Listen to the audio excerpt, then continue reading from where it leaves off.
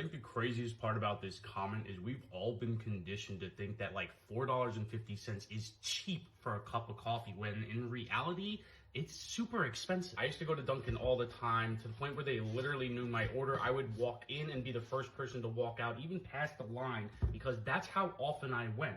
But once they raised the price to over $4, that's when I was starting to have to question myself. I went out and I got a coffee pot, and honestly, that worked for about a couple weeks, but I'm a pretty lazy person, so instant coffee was a much better option for me, and it turns out that there's a much cheaper value that you guys can be getting from this instant coffee as well. Because instead of like $4 or $5 a cup, this one's like $2 per cup. Let me know in the comments about you guys, but I always like iced coffee. I don't even care if it's winter out, and of course, when you go to all of these stores, it costs even more for the ice version. But what did that take? Maybe 2 minutes to make, and boom, I have an instant iced coffee, and it only cost me $2 per serving. But that's not even the best part. Not only is this instant iced coffee, but it's also protein coffee. It's got 18 grams of protein in it, and it has 125 milligrams of caffeine in it as well. This is the Buff Chicks creamy coffee flavor.